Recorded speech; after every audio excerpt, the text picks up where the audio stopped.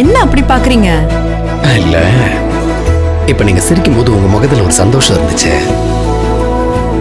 இந்த சந்தோஷம் உங்களுக்கு ஆயுசு முழுக்க இருக்கணும்னு உங்க அத்தை நினைக்கிறதுல என்ன தப்பு இருக்கு? இது பாருங்க, இது பாருங்க, இது பாருங்க. திரும்ப கோவமா பார்த்தாலும் நான் பயப்பட மாட்டேன். இதெல்லாம் செல்லாது. முதல்ல கோவமா இருந்தீங்க, நான் வந்து பேசினேன், நீங்க சிரிச்சிட்டீங்க, அவ்வளவுதான். நான் பேச வந்தது பேசிட்டு தான் போவேன். என்னோட கோவத்துக்கு ஆயுசு கம்மிங்க. என் வாழ்க்கை மாதிரி. அன்னைக்கு கூட நான் உங்க மேல கோவம்லாம் படல. எனக்காக யாரும் கஷ்டப்படுறது எனக்கு பிடிக்காது, அவ்வளவுதாங்க. அதே மாதிரி தானே அடுத்தவங்களும் நினைப்பாங்க. ஏங்க, உங்களுக்குன்னா ஒரு நியாயம், மற்றவங்களுக்குன்னா வேற நியாயம். அநியாயமா இருக்க நீங்க பேசுங்க. நீங்க மட்டும் உங்க குடும்பத்துல இருக்கிற எல்லாரும் நல்லா இருக்கணும்னு நினைப்பீங்களா? ஆனா உங்க குடும்பத்துல இருக்கிற மத்தவங்க நீங்க நல்லா இருக்கணும்னு நினைக்க கூடாது. என்னங்க இது? ஹலோ ஹலோ ஹலோ, முறைக்காதீங்க. உங்க மைண்ட் வாய்ஸ் இங்க வெளியில கேக்குது. நேத்து வந்த 3வது மனுஷன் இவன் நம்ம குடும்பத்தை பத்தின எல்லா விஷயங்களையும் தெரிஞ்சுக்கிட்டு நாம பண்றது தப்புன்னு நம்ம கிட்டே பேசுறானே. இதானே நினைக்கிறீங்க? இல்லங்க, நான் பேசுவேன். நான் பேசுறதை இப்ப நீங்க கேட்டுதான் ஆகணும். வினோதினி, உங்களை பத்தின எல்லா விஷயங்களையும் நான் தெரிஞ்சுக்கிட்டேன். உங்க புருஷன் இல்லைன்னு ஆனதுக்கு அப்புறம் புகுந்த வீட்டுக்காக நீங்க செஞ்ச அர்ப்பணிப்பையும் அவங்களுக்காக நீங்க செஞ்சுட்டு இருக்கிற தியாகத்தையும் பத்தி உங்க அத்தை என்கிட்ட சொன்னாங்க. அதெல்லாம் கேட்டதும் உங்க மேல எனக்கு இருக்கிற மதிப்பு மரியாதையும் பல மடங்கு அதிகரிச்சிருச்சு. இங்க பாருங்க, நினைச்ச வாழ்க்கை அமையலன்னா கிடைச்ச வாழ்க்கையை வாழ்ந்துட்டு போகணும்னு பெரியவங்க சொல்லுவாங்க. ஆனா கிடைச்ச வாழ்க்கை நிலைக்காம போயிடுச்சுன்னா இன்னொரு வாழ்க்கையை அமைச்சுக்காம வாழ வேண்டியதா தான் இருக்கணும்னு யாருமே சொல்ல மாட்டாங்க. நீங்க ரொம்ப ரொம்ப நல்லவங்க. வாசு சார் ரொம்ப நல்லவர். நீங்க 2 பேரும் ஒரே நிலைமையில இருக்கீங்க. உங்க 2 பேருக்கும் நடுவுல எல்லாம் ஒத்து போகுது. ஏன் நீங்க 2 பேரும் கல்யாணம் பண்ணிக்கிட்டு ஒரு புது வாழ்க்கை வாழக்கூடாது? நீங்க ஒரு புது வாழ்க்கை அமைச்சுக்கிறதுல எந்த தப்பும் இல்லை. எதுக்கு தயங்குறீங்க? எங்க அத்தை எப்படியோ என் மனசை கலைக்கணும், மாத்தணும்னு நினைச்சாங்க.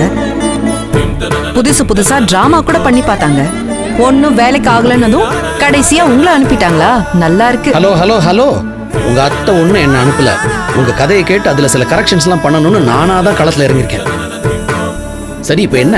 உங்க அத்தையே சொல்லி என்ன அனுப்பிச்சிருந்தாலும் அதுல என்னங்கிறேன். நல்ல விஷயத்துக்கு தூது போறதுல எந்த தப்பும் இல்லையே. ராமரையும் சீதையும் சேர்த்து வைக்கிறதுக்கு அனுமான் தூது போனார் இல்லையா? அந்த மாதிரி நான் வந்திருக்கேன் நினைச்சுக்கீங்க. எங்க சுத்தி இருக்கிறவங்க பண்றதெல்லாம் அது என்னோட நல்லதுக்கு தானே எனக்கு நல்லாவே தெரியுங்க. ஆனாலும் என்னமோ ஒண்ணு என் மனசு தடுக்குதுங்க. அது என்னன்னு எனக்கு சொல்ல தெரியலங்க. அது புரியாம வீட்டுல இருக்கவங்க எல்லாம் இப்படி நடந்துகிட்டா எப்படிங்க? அது சரி, பழகுன கொஞ்ச நாள்லயே நீங்களே இவ்ளோ தைரியமா வந்து என் வாழ்க்கையை சரி பண்றத பத்தி பேசுறீங்க. அப்ப அவங்க எல்லாம் பேச மாட்டாங்களா? ஆனாலும் உங்களுக்கு தைரியம் ஜாஸ்தி தான். ஐயோ, நீங்க நினைக்கிற மாதிரிலாம் கிடையாதுங்க. இது வரைக்கும் யார்ட்டையும் போய் நான் இந்த மாதிரிலாம் பேசுறது கிடையாது. ஆனா உங்க கதையை கேட்டுட்டு ஜஸ்ட் லைக் தட் என்னால் அப்படி போக முடியல. மற்றவங்க சொல்லி நீங்க இது வரைக்கும் கேட்கல. ஆனா நான் வந்து பேசினா என் பேச்சு நீங்க கேட்பீங்கன்னு எனக்குள்ள ஒரு நம்பிக்கை. அதான் வந்து பேசினேன். மாறுங்கன்னு நீங்க வெறும் வார்த்தையா மட்டும் சொல்றீங்க. ஆனா ஆனா அது அவ்வளவு ஈஸியா எடுத்துக்கிட்டு மாற முடியாதுங்க. தெரியும் தெரியும், நீங்க இப்படிதான் பிடிவாதம் பிடிப்பீங்கன்னு எனக்கு நல்லா தெரியும். இத பாருங்க, தேஞ்சு போன ரெக்கார்டு மாதிரி எல்லாருக்கிட்டையும் பேசுதே நீங்க என்கிட்டயும் பேசாதீங்க. உங்க மனசை மாத்துவேன். அம்மா நீங்க சந்தோஷமா இருங்கன்னு நான் அம்மாக்கு வாக்கு கொடுத்து வந்திருக்கேன். அவங்க இப்ப சந்தோஷமா இருக்காங்க. இத பாருங்க, வேற எதுக்காக இல்லைனாலும் அம்மாக்கு நான் வாக்கு கொடுத்துட்டு வந்திருக்கேன். அந்த வாக்கை நான் காப்பாத்தி ஆகணும். அதுக்காகவது நீங்க மனசு மாறக்கூடாதா? ஓ, என்னடா இவன் ஜோக்கர் மாதிரி ஏதோ காமெடியா பேசுறான் அப்படின்னு நினைச்சிட்டு இருக்கீங்க. சீரியஸா பேசட்டுமா? நான்லாம் சீரியஸா பேசினா நீங்க அழுதுருவீங்க. சொந்த பந்தம், குடும்பம், இது எல்லாத்தையும் தொலைச்சிட்டேன். அவங்க எல்லாம் இருக்கிறாங்களா இல்லையா அப்படிங்கிற நினைவு கூட இல்லாம நான் படுற அவஸ்தை எனக்கு மட்டும்தான் தெரியும். ஆனா உங்களுக்கு அப்படி இல்லையே. மணிமணியா 2 குழந்தைங்க இருக்காங்க. சந்தோஷங்கிறது உங்க கண்ணு முன்னாடியே இருக்கு.